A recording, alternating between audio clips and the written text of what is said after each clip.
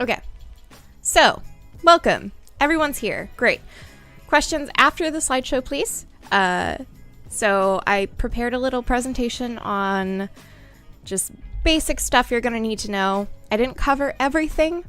I didn't cover specifically how to act, but I did include where to find resources to learn acting. So, yeah, let's get going. All right.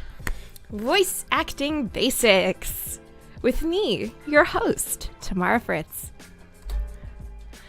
This stream, right, I already said this, but I'm going to go over what I perceive to be the most asked questions and what I think you need to know. So, after I finish my slides, I'll open up questions. I will take them from the chat. Tips are appreciated for doing this. It is a class that I pulled together, so, you know, I totally get not everyone has enough money for like a real class. So if you have anything like bits or whatever, just throw them my way. I'll appreciate it. All right, let's get going. My credentials.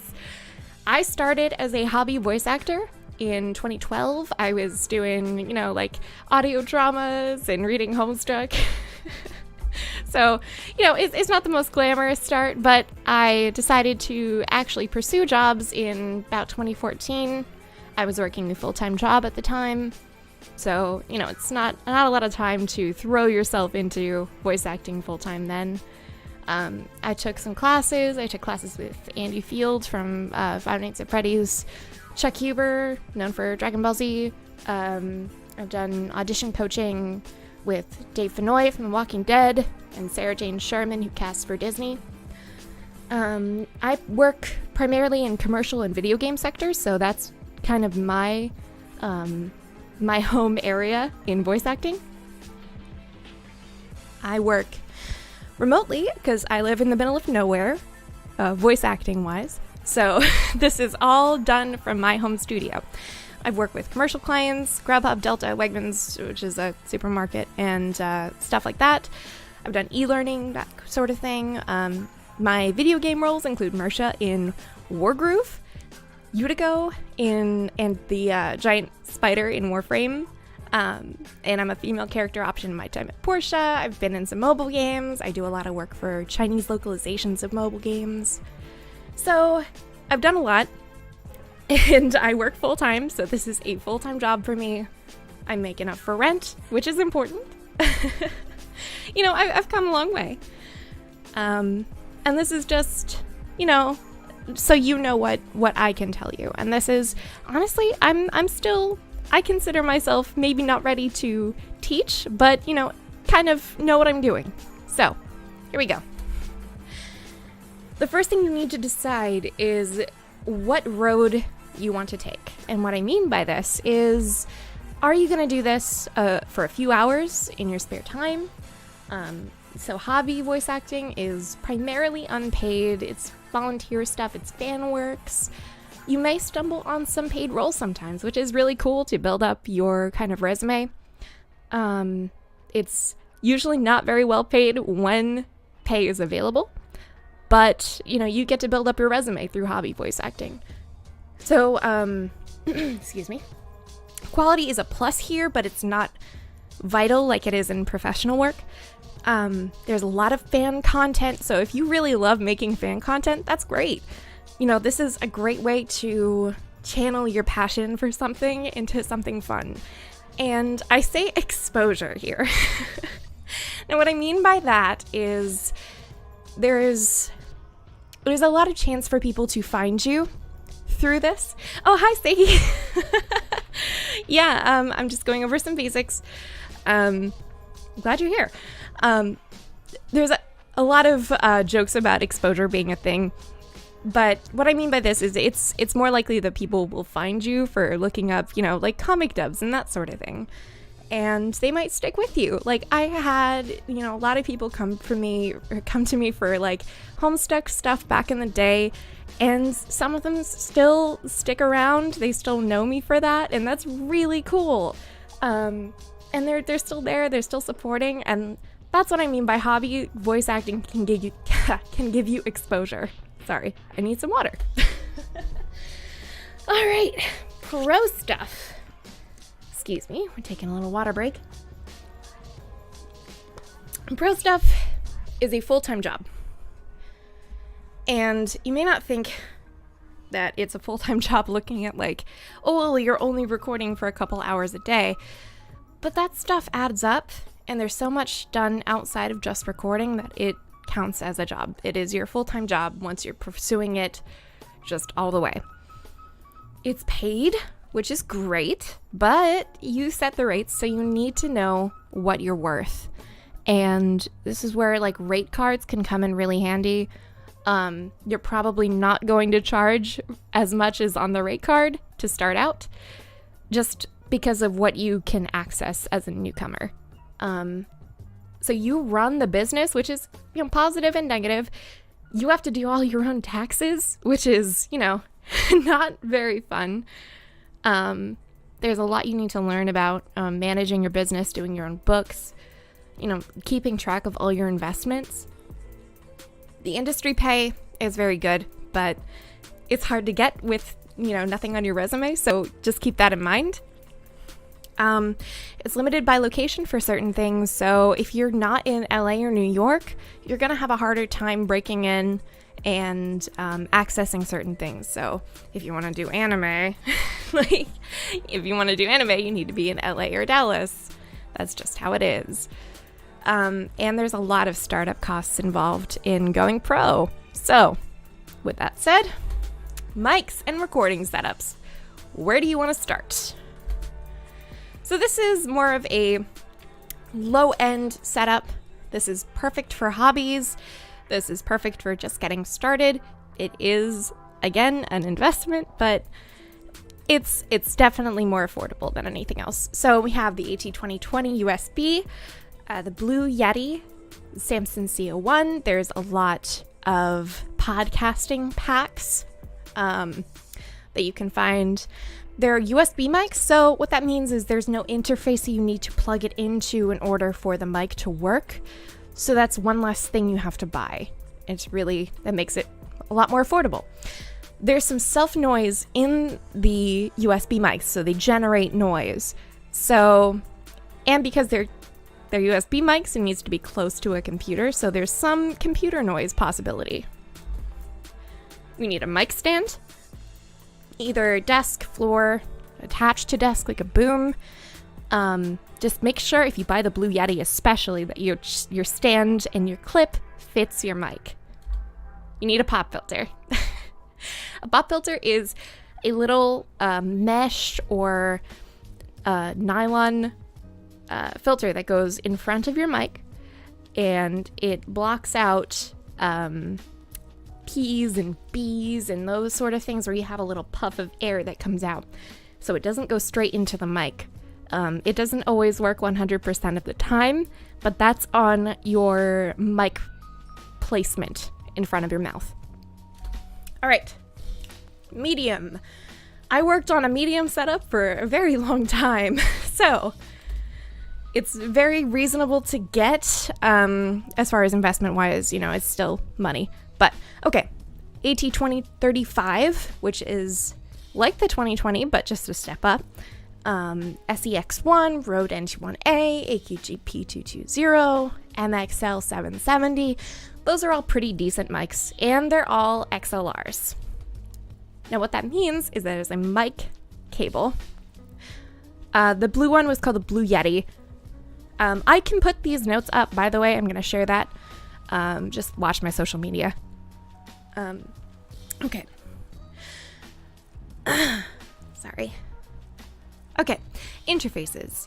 Behringer Euphoria, Scarlett 2i2, PreSonus Audio Box, M Audio M Track. Now these are XLR mic that connects to the interface, which connects to the USB. Interfaces need to have what's called a phantom power to power the mic itself, because the mic needs to draw electricity to power the circuits inside of the actual mic. Before you buy, just make sure you check mic tests and stuff to see what's good with your specific type of voice. So if you have very hard S's sounds that really pierce through your recordings, make sure you get a mic that is generous and dims it if possible.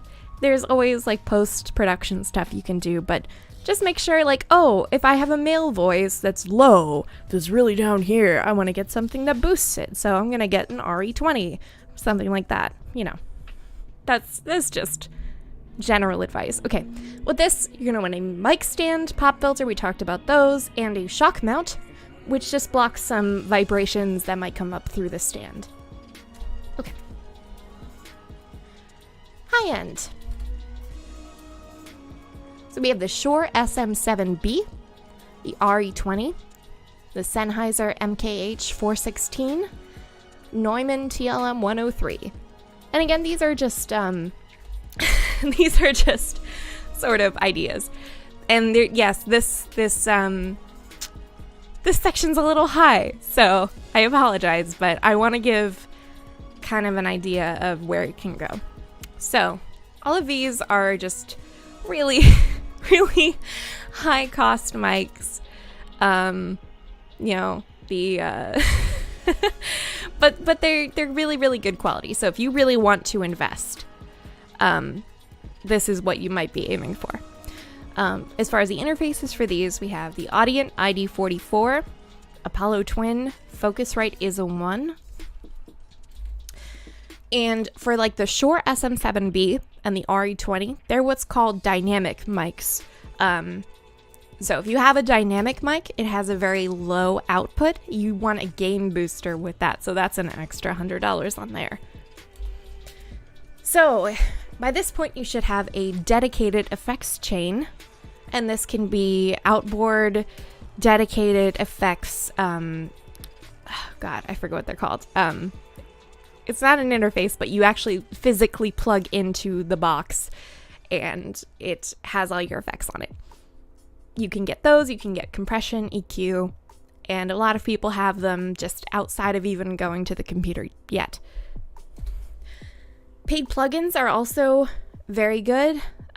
This is only if you know what you're doing. Don't invest in what you don't know how to work with.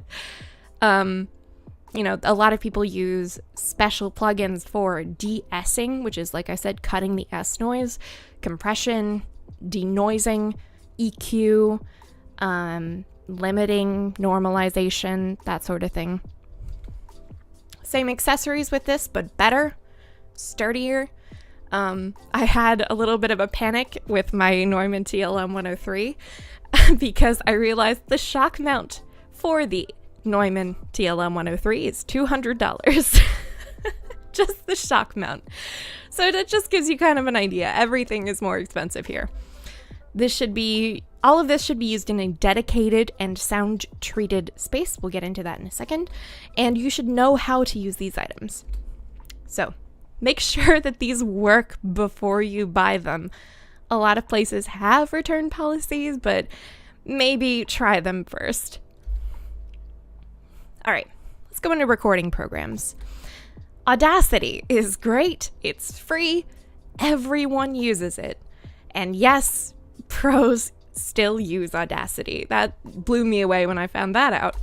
A lot of tutorials are available for Audacity. You need to learn how to use your effects.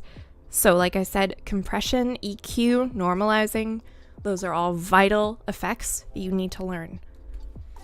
Reaper is a good program. I've heard a lot of good stuff about it, and it's fairly inexpensive. GarageBand for Mac users, that comes free or standard on most. I use Logic Pro 10. It has a little too much for just VO. It's very focused on music. So if you like music, look into it. Adobe Audition is what everyone uses in like LA and New York. This is industry standard stuff. And Pro Tools, it's really professional. It is industry standard in the music industry and in VO, like by sound engineers, but just getting into it, I wouldn't recommend just getting Pro Tools. So I mentioned effects plugins before. They'll help a lot, but they're extra investment. Water break time 2. Let's go. All right. We're going to learn about sound treatment. It is treatment. It's not soundproofing. I know what you mean, but I'm just saying that because if you go into a place and ask for soundproofing, they're going to give you a funny look. All right, here's how it works. Sound waves bounce around, especially on walls that are parallel. They just bounce back and forth forever, and those are called reflections. It's what you hear when you walk into an empty room. Like, if you're looking for a place to live or whatever, and there's an empty room and you talk and, it sounds bad, right? There's two ways that most people usually deal with these, and that's either by absorbing the sound waves so they don't bounce, or diffusing them. Sorry, there's something caught in my throat of all times. All right. Absorbing sound usually works by absorbing specific frequencies, so mid-frequency, low frequency, high frequency. Bass traps work by absorbing low frequency rumble in mostly the corners of the room. Foam panels absorb sound at like a mid or high frequency, so just keep that in mind. You can't just coat a place in foam panels and expect that to be done. You can, but be aware of it. And diffusion panels, they kind of look like art, and they scatter the waves around. So churches and band rooms sometimes have these. They look weird. They, have different levels on them. It looks like an auto-generated, oh God, what are they called? The rocks in Ireland, the giant steps, I think. But so they scatter the sound waves around, so they don't just bounce back and forth. All right, now, hi Rob.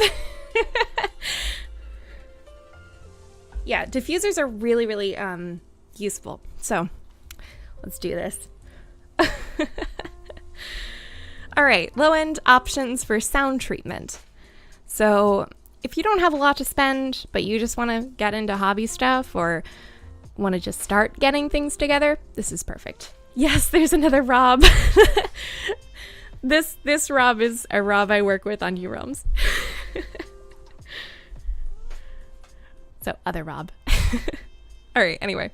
We have moving blankets. A lot of people say just moving blankets are, the way to go, and they're almost better than pro stuff. But get some deluxe moving blankets. They cost about $20 at most hardware stores. There's cheap foam on eBay and Amazon. Just watch the ratings. Make sure you're not getting ripped off. I wouldn't spend under $30 on foam. You can make a faux sound booth out of PVC pipe, which is super useful if you have ever worked with PVC pipe before. Just make sure there's as little external noise as you can. Closets do, miracles. I work in a closet right now, but, I have pretty nice treatment in there. Clothes help to break up the sound waves, so that's really useful.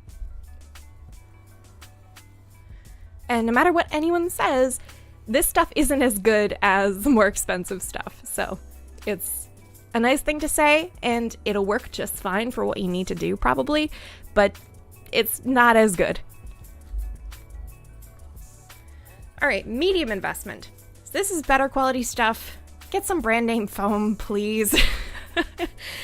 Orlex Ruminator sells a kit. I got one for about $300. That was a pretty big investment, but they sell smaller stuff that's still pretty damn good quality.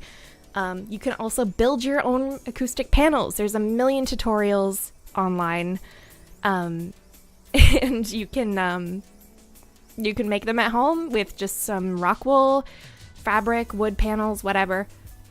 Better panels have better NRC ratings, so that's something you might want to look up. The cheap stuff just doesn't hold a candle. This works best in a dedicated space, like I said.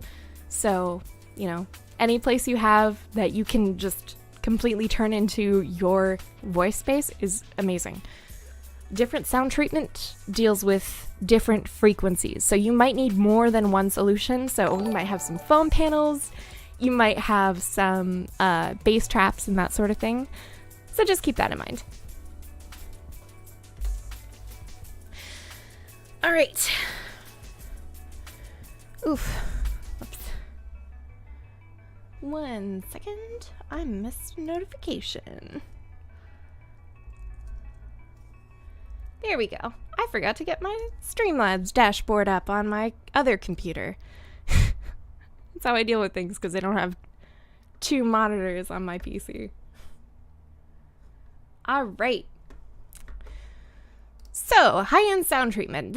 By this level, you definitely want to make sure that you have like high quality things. So this is brand name stuff. This is good stuff. There's no need to coat everything in foam, but it's super important that you actually get somebody to look at your space and do an actual acoustic assessment. And at this point, you might want to consider a proper vocal booth. You can build one yourself. They sell plans online. You can buy pre-built vocal booths that you can just have delivered to you, but then you have to put them together. They start at about $8,500. So the one I just got quoted for was like $10,000, just because I wanted to know how much they were. So keep that in mind. But just make sure it's double walled.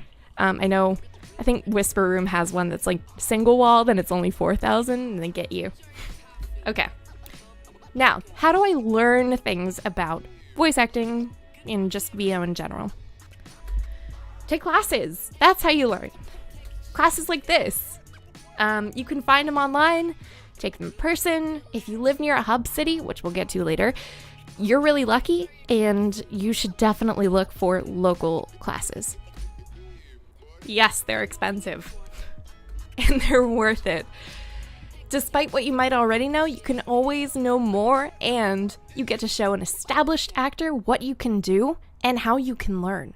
Because even if you're not super talented right off the bat, which you won't be, guarantee, you might impress them with how fast you learned. You might impress them with how much you can change over their class. You might make a connection that you can talk to them later and say, wow, do you remember when I took your class? That was really fun.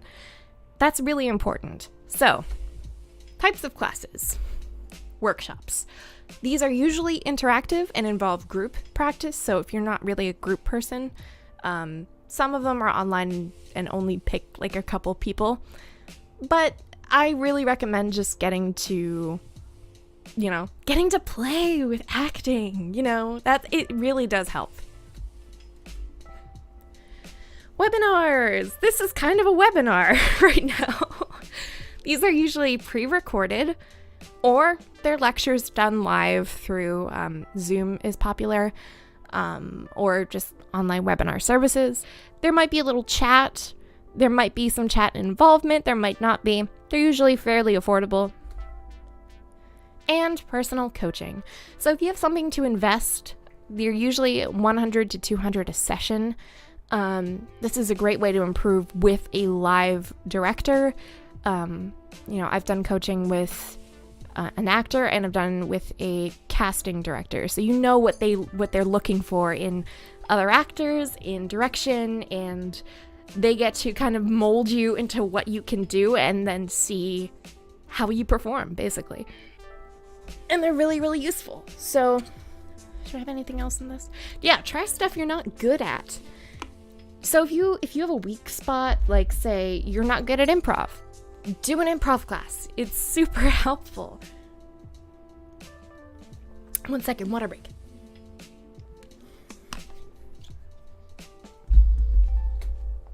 List your classes on your resume. This is really important, just so anybody looking at your resume can see what you can do and what you've learned. Now, here's my little myth-busting part here. I have a good voice, so I'll be great at voice acting. Or, I've always been told that I have a great voice for radio or whatever. If you have a good voice, that's great. It's a great start, but you need to be able to do things with that voice. The most important part of voice acting is acting. And your natural voice is what you get cast for more often than not. So, people want to know your first, your baseline. I get cast a lot for my natural voice. So, just keep that in mind. I can do 1,000,000 character voices, so I'm set for life. Or, I can't do character voices, so I'm hopeless. No. You have a unique voice. That's your voice. Voice acting is not just about doing good voices. It's not about doing wacky voices. It's about using your voice. It's about how you can actually act using your voice. If that means you do one voice, if you just do one voice but you can act, that's it. That's what you need. Anyway, I really want to just nail that home, because people are like, oh, well, I can't be an actor because I can't do multiple voices. That's just silly. That's like saying if you act, oh, I can only act in romance dramas and I can't do comedy. No. You're an actor. You can do it. Okay. Now, let's get into demos. What's with demo reels? What are you showing with your demo reel? If you're starting and you want to get into doing work, a demo reel is basically like your audible resume. So it'll show people what you can do. For hobby work, you can make it yourself, and that's fine. Even for early pro work, you can make it yourself. As long as you know what you're doing, practice. If you're going pro, I would really recommend having one made at some point. So a demo reel is around 1 minute to 1 minute and 10 seconds of different takes of different styles. Spend about 6 seconds on each voice, genre, or delivery style. So what this means is, as we just said, you can do one voice, but just make sure it's at least distinctive from, the style. If you're doing a comedy bit at the beginning, maybe follow it up with a dramatic declaration of love, and then follow it with, oh, I'm fighting, kind of thing like that, So this is meant to just show your ability to act more than anything, not your range necessarily, but that is good. It's okay if your voices sound similar, but just keep similar genres and moods apart in your demo reel. Background music and SFX, they're really great. If you're fighting and you kill someone, you can hear the stab, and as long as your voice is clear. So don't muffle things. Make sure you can hear and understand your voice primarily. Vocal effects are, again, awesome, but should be limited. There's a handy guide, actually, on the Voice Acting Club forums. I know forums are really outdated, but they are so handy in this case. Listen to your favorite actors' demos for inspiration. I remember in my one class, we went around and we listened to a bunch of people's demos, and that's super helpful for making your own. Having a reel made. Having one made can be an investment, but demo producers will write your script, so you don't have to worry about that. They'll mix, and in most cases, they'll do live direction, which is honestly invaluable. Try and find somebody in your area, especially if you don't have a great setup. This is just so you can ensure your demo has the best quality that you can promise. And if you live in an area with people who do a lot of work, just make sure you have access to a place that you can record in, whatever. Many producers work remotely, so they'll direct you from California if you want, A pro demo generally costs between $800 and $1,500, but you can shop around. A lot of people have sales that they advertise. If you hear something you like, ask who produced it. You can find producers who work for under that rate, pretty frequently. I recommend Starman Studios and Extra Terrible Studios. They're both very good, and their demos are not as expensive. And I've been really impressed with their quality. So that's just an idea. But again, it's all up to, how long they've been working and how many demos they've done. They might have more experience in one area than another. Find demos for what you want. So if you're going commercial, get a commercial demo made by a proper person who has done commercial demos before. All right, now here's the hard part.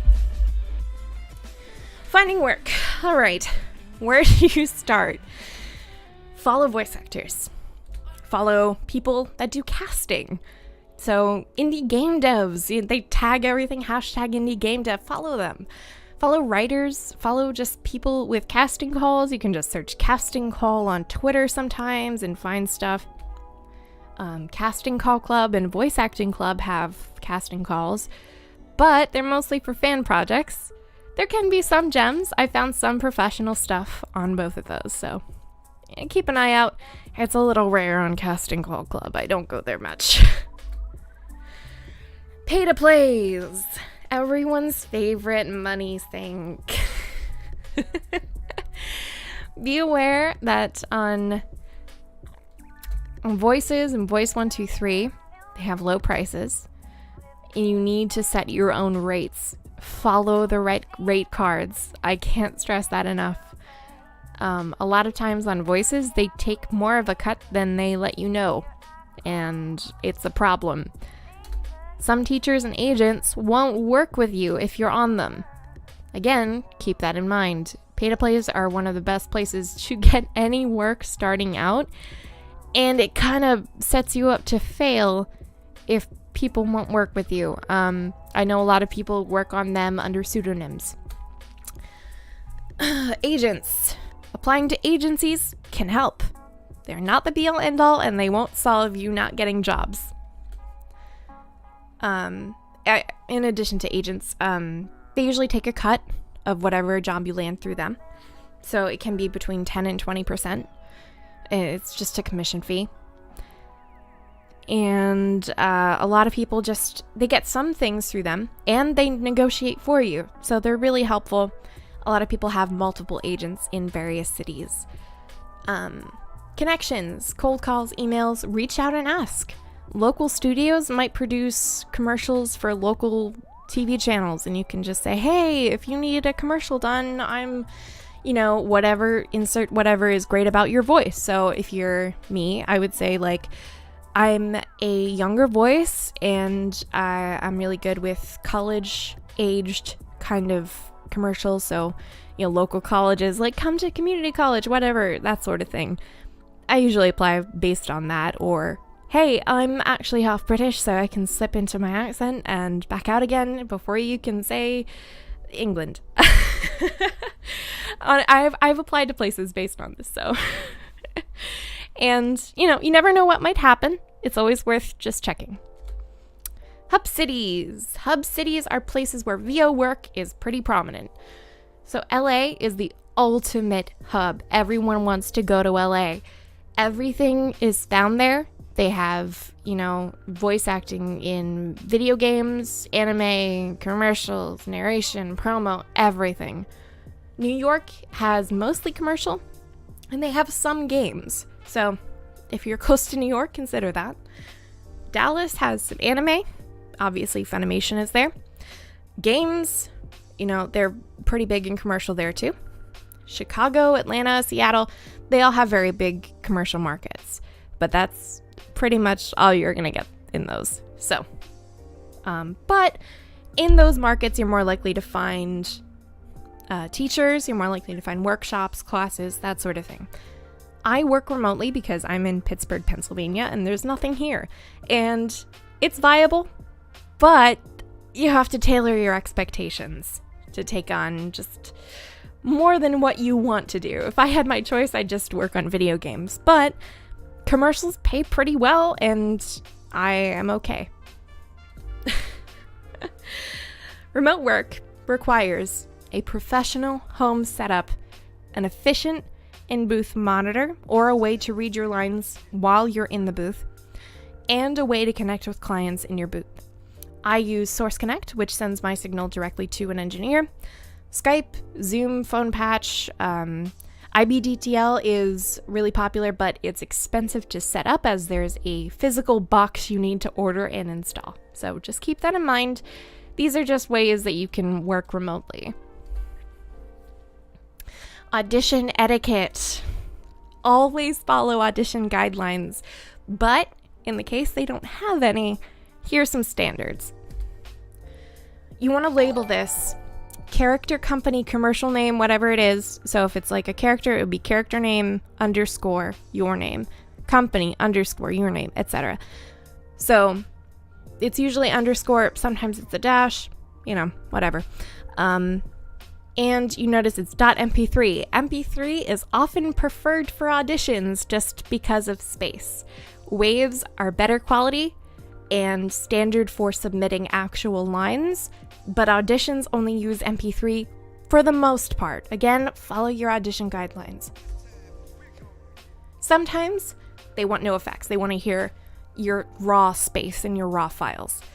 But when I apply to stuff, I usually apply normalization, EQ, and light compression. Quality should be the same as your finished products, unless you're going to a studio. If you're going to a studio or you audition live, it's, whatever. It's not really that important as long as they know that, when they're in the studio, they'll be fine. Slating. Slating is the act of stating your name and role before your audition. This would be something like, Tamara Fritz, character name, right before I just go into my audition. Some people hate slating and some people love slating. No one can agree, so it's optional. A lot of my agents are even torn on these. I work with about 3 agents now, and 2 of them love slating, 1 of them hates it, so I have to keep that completely straight. So, additional resources. We're nearing the end here. Get your questions ready. Voice acting club forums, very useful. voiceacting.boards.net. I Want to Be a Voice Actor, which is written by Dee Bradley Baker, who is known for Hammond and Overwatch, for example. Community theater programs, comedy classes, improv classes, just local classes. Check them out. They can help you. The most important part of voice acting is acting. Business management courses. So when I was getting started in this, I needed to sit down and have someone look at my books. So just know that that's a problem. If you really want to go pro, you need to keep your books straight. And that's because you have to pay your own taxes. There's no tax return for freelancers. So, business management courses, small business development things are free usually, and they just sit down and go over your stuff with you. It's really useful. Global Voice Acting Academy has some classes, some workshops. They have sales pretty often, so keep an eye on GVAA. They also have the GVAA rate card. If you just Google voice acting rate cards, that can give you just an idea of professional rates for commercials and that sort of thing. It's not really helpful if you're just getting started, but just keep it in mind. Gravy for the Brain, which I guess the link didn't work. Gravy for the Brain is UK based. They're better for remote people, I feel like, because they're, again, UK based and they work worldwide. So I recommend that, especially if you are in Europe, as they have some stuff that might be really useful over there. Okay, final thoughts. VO is not a get-rich-quick scheme. It is absolutely hard to get into. You won't get your dream roles right away, but again, if you live in a hub city, you have a leg up, so use it. You need to learn to act above everything else. That is more important than the voices you can do. Experience is worth everything, and that is your experience and your teacher's experience and anything else that you're doing. You know, you're going to be probably pretty crappy if you're new to this. I was really crappy when I started, and now I'm semi not crappy. Connections are important. Don't abuse them. That'll get around. Don't lie about who you know. Exaggerate relationships to get ahead. That will bite you in the ass every time. Make your own stuff. Don't wait to get cast. Make your stuff. Do readings. Do whatever you feel like doing, you know? Audition. You're not gonna get cast if you don't audition. Success isn't just on how good you are, it's on what roles you fit, and that might not be every day. Audition, forget about it. Just don't take rejection personally, and I know that's very, very hard. There's a lot of ups and downs in this industry. All right, we're done with my slideshow. Ask your questions. If you ask in the chat, I might answer. I might not if I've seen it already before here. Go ahead and ask stuff. I'm going to try and write down every question that I get. Yes, I'm going to be putting the slideshow up and sharing that. So just keep an eye on my socials. I'll put it on a link to Twitter, probably, and Tumblr.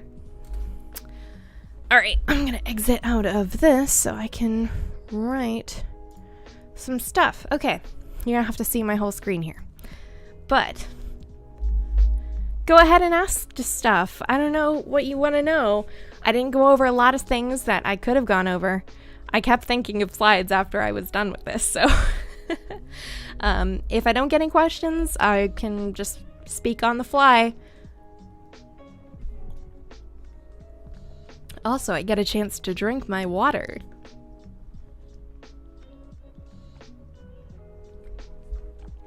All right.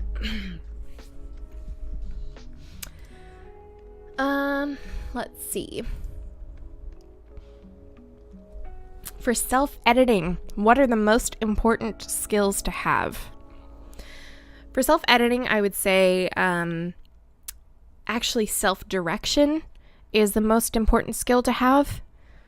So you need to be able to say, wow, you know, that delivery was a little stiff. I'm going to try it again and just kind of liven up the read. And that just comes with practice. In addition to that, just the editing stuff, just being able to use your effects is definitely a plus. You definitely need normalization, stuff like that. I should be typing this up. So, I think probably where to find agents. Start locally, move up, apply away once every year or so. How much they help? They're about 20% of people's work in a year. And that statistic's kind of pulled out of people's asses, but that's usually what people say. On demo reels, if I have no work under my belt, but I have a wide range, what could I use to make a reel in regard to that content? If you have a wide range, go animation, go full cartoon. You know, like, you know, Do a fairy voice and then do a growly goblin voice or something. like just something like that. You know, show it off. Make sure you do some baseline stuff, you know. So, you know, if you're doing like fairy voice, follow it up with like, oh, I don't know where to go from here. If only I had like a tutorial guide, and then someone would be like, hello, I'm your tutorial guide. And you know, kind of like that. Make it entertaining. Make it showing off what you can do. Act. Like I said, act. Just throw in different types of scenes. React to things. Engage in things. Attack people. You know, just make sure you have enough genre range in addition to your vocal range. I think that'll pretty much serve you well. Let's see.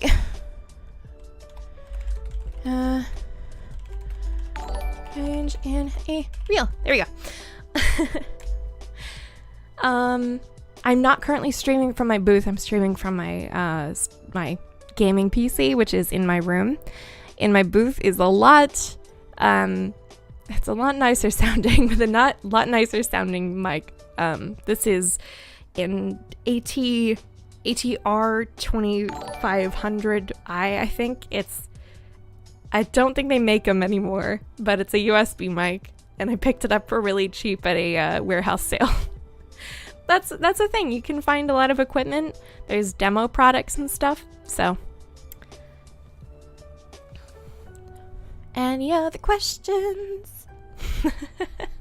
Yeah, it's not bad. I actually need a new mic stand for my desk because this clips on and it's really crappy quality. It's a Newer, which is about $12, I think.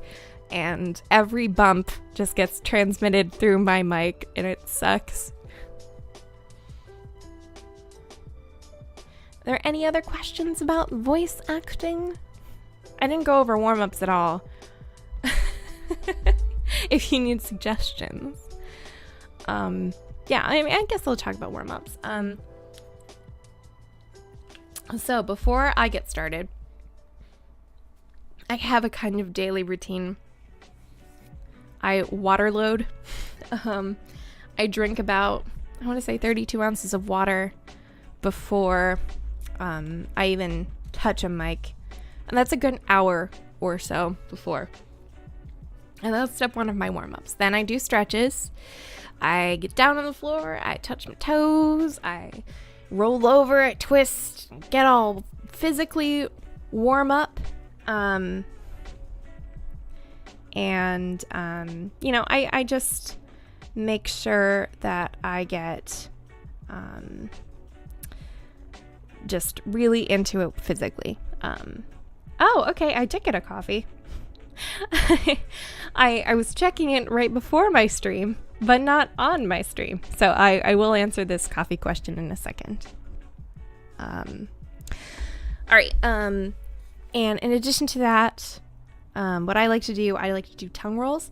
So I roll my tongue up, I stick it out,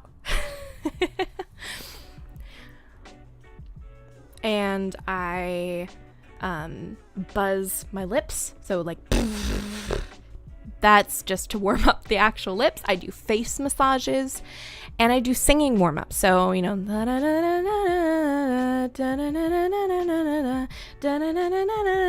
that sort of thing. Just up and down the scale, warm up the place you're actually working. So if you're working really low, try and work out your voice to go a little bit lower. I had to do that for Utica a lot, where I had to do a little trick where I go as low as possible, like, and I put my head all the way up.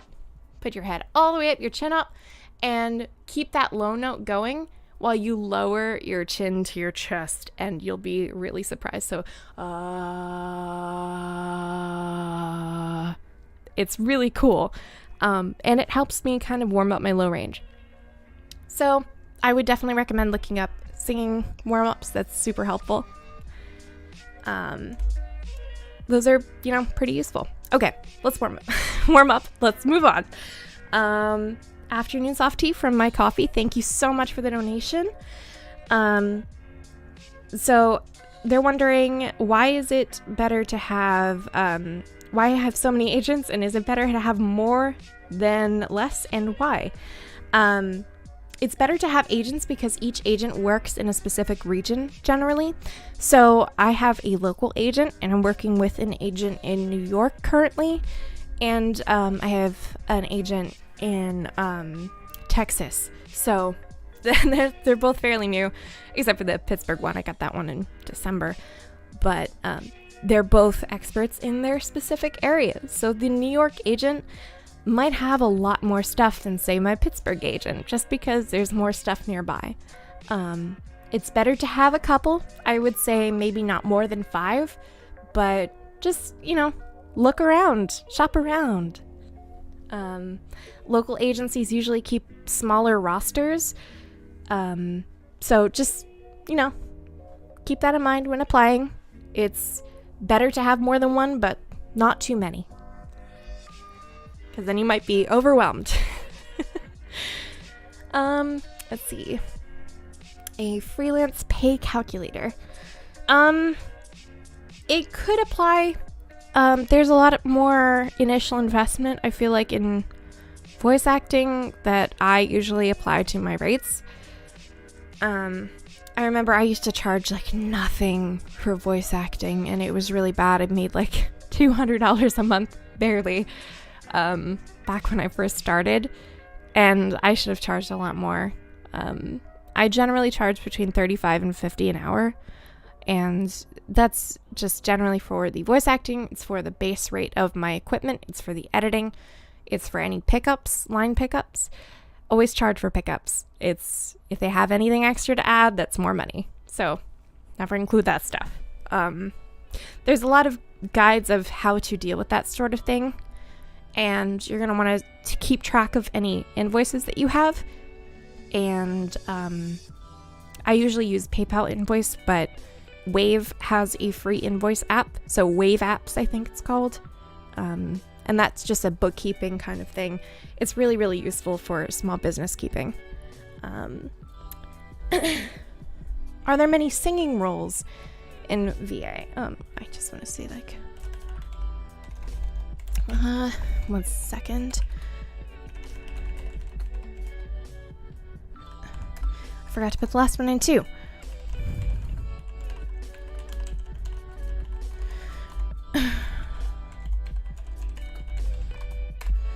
Okay, and okay. Are there many singing roles?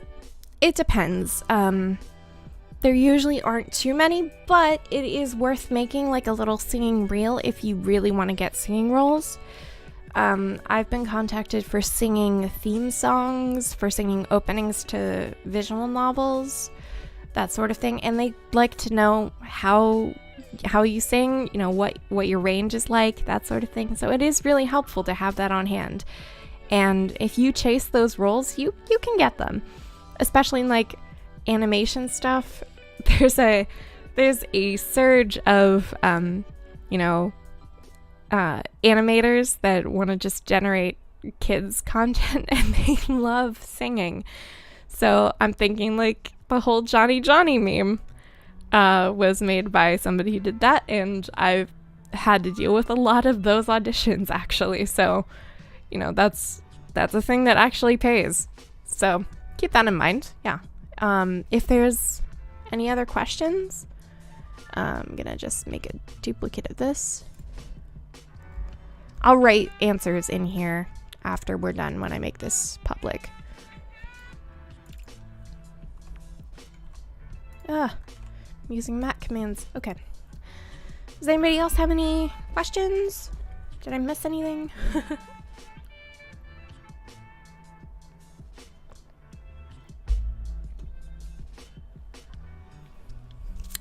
Let's see what else I can talk about. I'm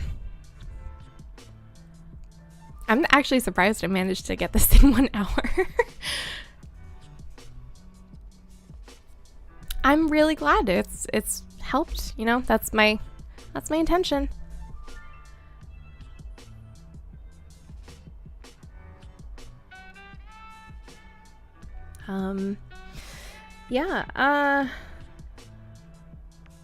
So, okay. All right. Well, if there's no more questions, okay, there's one.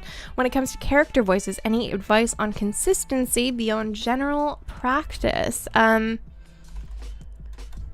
Consistency. I know how to spell in character voices. The more extreme ones, you're going to want to make sure you hydrate and that you can practice for a long period of time. I know it's like general practice, but I would say time is more important than just practicing. Make sure you are matching. So if you need to just record yourself for a while and listen back and make sure your beginning and ending are matching up, that's really helpful. Make sure when you're doing a character voice, or if you've done a character voice before, make sure you have that on hand to double check that you're doing the same thing. Even writing it down is super useful. I know that when I started doing Utico in Warframe, I was doing I was doing something a little more boisterous than what I ended up with, and my end result was down here. It was a bit raspy. I tried not to be as breathy as I naturally am, but we had to kind of stick with that at some point. And I had to remember how to do that over multiple sessions. So, yeah, I would say just with extreme voices, make sure you're not hurting yourself. Make sure you're hydrated. Make sure that you can keep it up, because if you're hired for that voice, you need to do it for hours on end. So, make sure you're not hurting yourself, basically. Hope that helps. Again, warm-ups, if you're doing it really high range, just make sure your voice is warmed up before you get going. And it may sound silly, but if you're doing a really extreme voice for hours on end, you can end up like hurting your vocal folds to the point where you're coughing up blood and stuff. So, just be careful and keep yourself hydrated, keep yourself healthy, and give yourself breaks. That's number one. Anything else? If there's any other questions you guys can think of, feel free to get your questions in now. Otherwise, we're going to call it a stream. That's great. I'm glad it helped you. Okay. Thank you so much for stopping by. I hope this helped. I had a lot of fun doing it. This was stuff that I really, really care about. And it helped me kind of get a feel for teaching a little bit too. So thank you so much, everybody. Have a wonderful day, and I hope to see you guys in the booth.